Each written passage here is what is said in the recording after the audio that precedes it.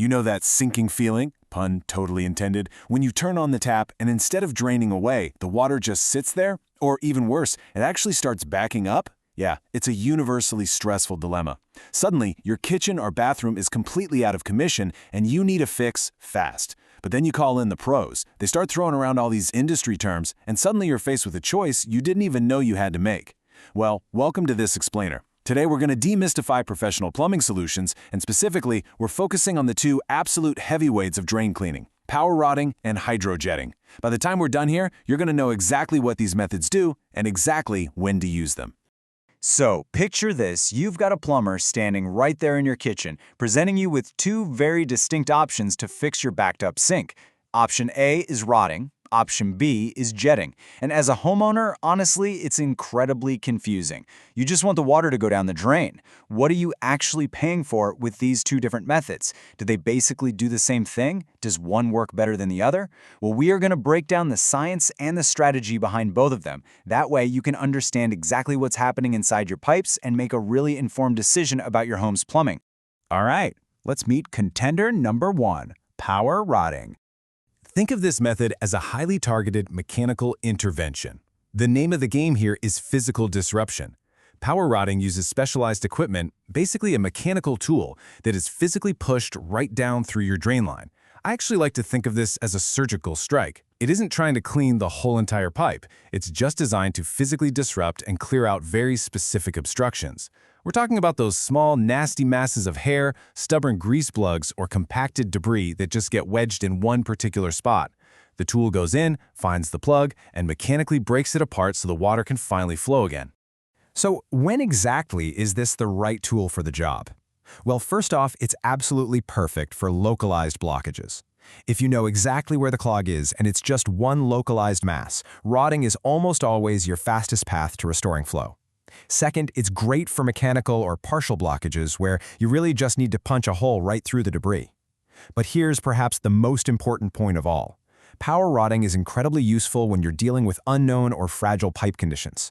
Because it relies on targeted physical force rather than blasting the entire line with crazy high pressure, it gives you a way to remove an obstruction with minimal risk to vulnerable plumbing. Like, say, if you have older clay pipes sitting under a historic home. Now, let's move on to contender number 2, hydrojetting. We are shifting gears from a precision tool to a comprehensive, high-powered pipe scrubbing. It is an entirely different beast. Hydrojetting is exactly what it sounds like, forcing high-pressure water right through the drain line. But trust me, it does so much more than just poke a tiny hole in a clog. Water is pushed through at such extreme pressure. We're talking sometimes upwards of 4,000 psi. At that pressure, it acts almost like a liquid blade, actively scouring the interior walls of your pipes. It's literally like taking a high-powered pressure washer to the inside of your plumbing, ripping away years of greasy residue, hard scale, and accumulated sediment that just sticks to the walls over time. Everything gets completely stripped away and safely flushed downstream. And that comprehensive scrubbing is exactly why hydrojetting is often the go-to choice for really stubborn, persistent problems. Are you dealing with recurring clogs? Or, those painfully slow drains that never seem to fully resolve no matter how much basic cleaning you try to do? That usually indicates widespread buildup all along the pipe, not just a single isolated plug.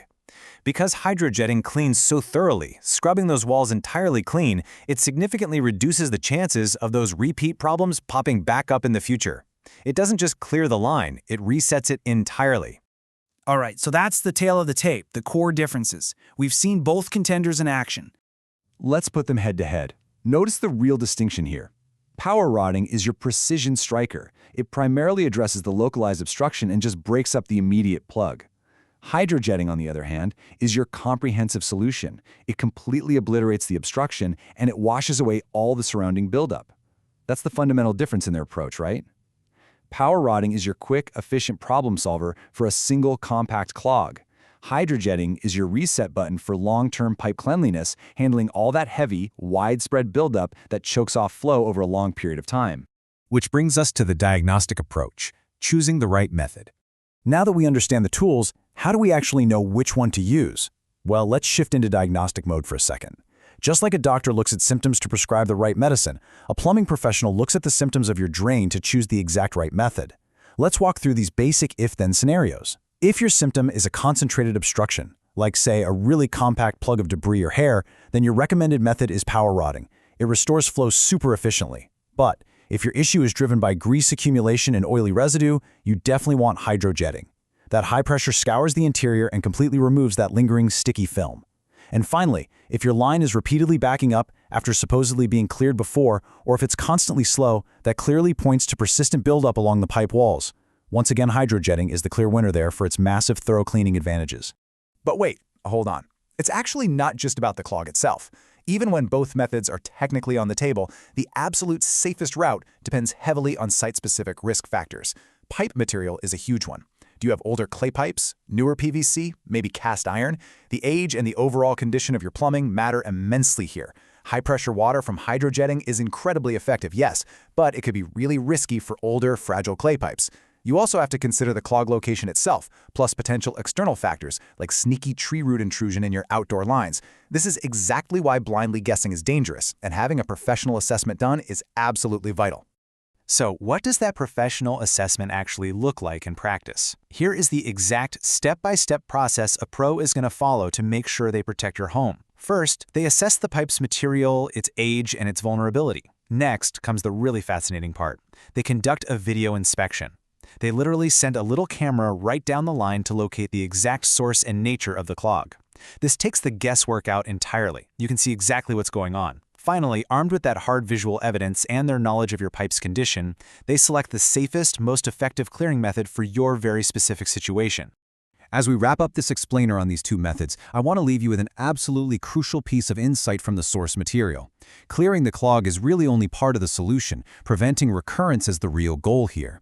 If you find yourself constantly calling the plumber for blockages over and over, it might point to bigger underlying issues. Maybe it's improper disposal habits, like putting things down the kitchen sink that really belong in the trash can. Or it could be physically damaged pipe sections or those pesky tree roots we mentioned just a minute ago.